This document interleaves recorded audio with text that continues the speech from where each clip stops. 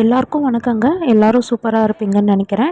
இந்த video Sunday அன்னைக்கு காலையில் ஒரு 9 மணிலேருந்து எடுக்க ஸ்டார்ட் பண்ணேன். அன்றைக்கி காலையிலேயே வந்து மீன் வாங்கிட்டு வந்துடலாம் அப்படின்னு சொல்லிட்டு மீனுக்கு வாங்கிட்டு கிழங்கா மீன் தான் வந்து 2 கிலோ வந்து எடுத்துகிட்டு வந்திருந்தேன். அப்படியே வந்து மல்லிகை சாமானும் ஒரு சில சாமான் எல்லாமே தீர்ந்து போச்சு. அதுவும் வந்து பக்கத்தில் இருக்கிற ஸ்டோரில் போய் வாங்கிட்டு அங்கே பக்கத்துலேயே வந்து கோவிலில் வந்து பிரசாதம் கொடுத்துட்ருந்தாங்க. இட்லியும் வெண்பொங்கலும் வந்து கொடுத்துட்ருந்தாங்க. அதுவே வந்து வாங்கிட்டு வந்து அன்றைக்கி பிரேக்ஃபாஸ்ட் வந்து முடிச்சாச்சு. ரொம்ப ஈஸியாக போயிடுச்சு. வந்த உடனே ஆயில் எல்லாமே வந்து கண்டெய்னரில் ரீஃபில் பண்ணி எடுத்து வச்சுட்டேன். ஒரு சில மளிகை சாமான்லாம் ரொம்ப தீர்ந்து போய் ரொம்ப நாள் ஆகி அது ரீஃபில் பண்ணலாமே எடுத்து வச்சுட்டு இருந்தது எல்லாமே வந்து இன்றைக்கி ரீஃபில் பண்ணி எடுத்து வச்சுட்டேன்.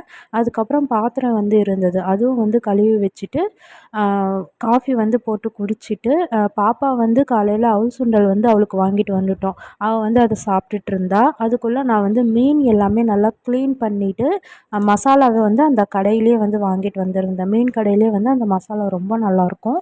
அந்த மசாலா வாங்கிட்டு வந்து இஞ்சி பூண்டு பேஸ்ட்டு கொஞ்சமாக வந்து உப்புத்தூள் மட்டும் வந்து போட்டு நல்லா வந்து மிக்ஸ் பண்ணி எடுத்து வச்சுட்டேன்.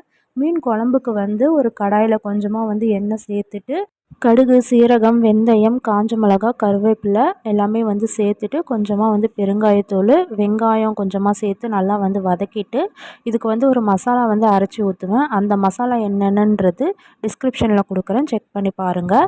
அதுக்கு மேலே அந்த கடையிலே வந்து மீன் குழம்பு மசாலான்னு இருந்தது, அதுவும் வந்து வாங்கிட்டு வந்து அதில் ஒரு 2 டேபிள் ஸ்பூனு கொஞ்சமாக மிளகாத்தூள், மஞ்சத்தூள் எல்லாமே சேர்த்துட்டு அது நல்லா வந்து கொதிக்கட்டும்னு சொல்லிட்டு மூடி வச்சுட்டேன்.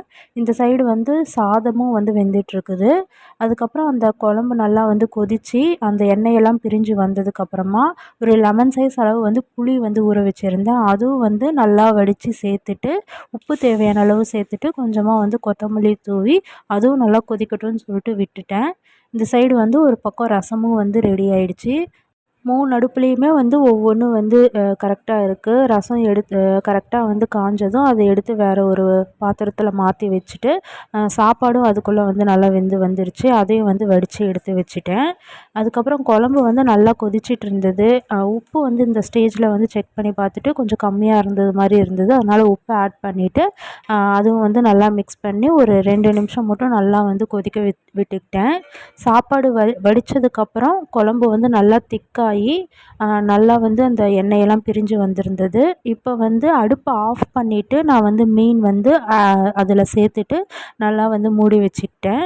அந்த சூட்லேயே வந்து அது நல்லா வந்து வெந்து வந்துடும்.